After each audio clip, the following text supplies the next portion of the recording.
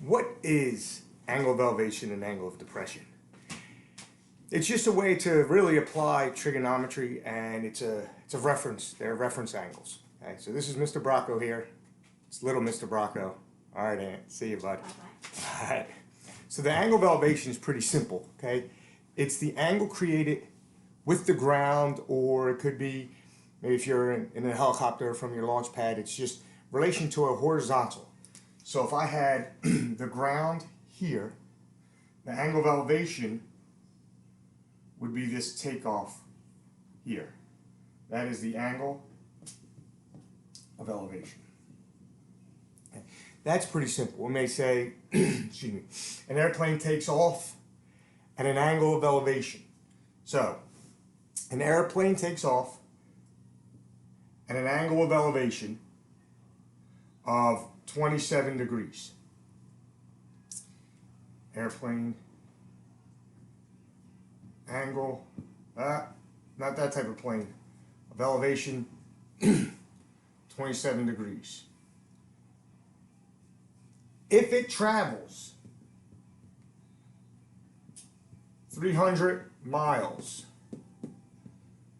what's its altitude? Here's the key. I've researched this a bunch. If I'm wrong, send an aviator to comment on it to tell me why I'm wrong. I don't think I am. First, we know this is the altitude.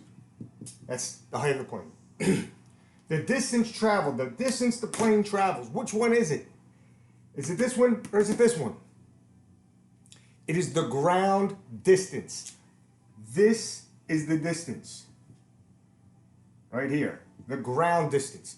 If we did here, planes would be crashing all over the place, right? Because some are going to be going at different angles of elevation, some are going to a higher altitude, a lower altitude. That's not the same reference point. People be crashing all over the place. The distance a plane travels is the ground distance. That's going to be a major part of solving all the problems, okay? Every problem that I'm going to give you when I talk about the distance a plane travels, anything in the air travels, bird, whatever it might be, falcon, vulture, right? It is the ground distance. Please solve it that way. If you have someone you know is an aviator and can tell me different, I'll change it all. All right, but until now, what I've researched, what I've seen, it's ground distance, then that makes the most sense. All right, we'll worry about solving problems later. Here, this would be my 300 though, and then you'll just set up your tangent. As in the tangent I just went on.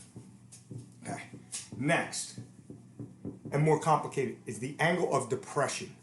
Okay, the angle of depression. The easiest way to think about this is a submarine. Let's say we got water. It's green, we're in the Delaware, okay? And then we got our submarine, right?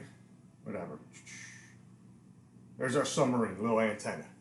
And this submarine submerges under the water. This is my angle of depression. You're just taking my new horizontal and treating it like that, and this would be my depth. Okay, the angle of depression is from here to here. This angle created this way. Okay, I'm gonna show you what a lot of mistakes people make. All right, it's easy to see with the water, right? Submarine's coming down. That's my angle of depression.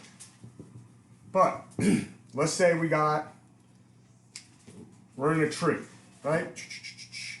We're in a tree. We got this bird is in the tree. Whatever. There's a bird. Okay? And there's a little mouse here. Tail. This bird's going to come swoop and get the mouse. We want to say that this is the angle of depression. No, it is not the angle of depression. You have to pretend that there is this horizontal that's coming out. It's my line of sight. This is the angle of depression. Hopefully that'll help you with setting up all your problems. I'll post the answer keys later.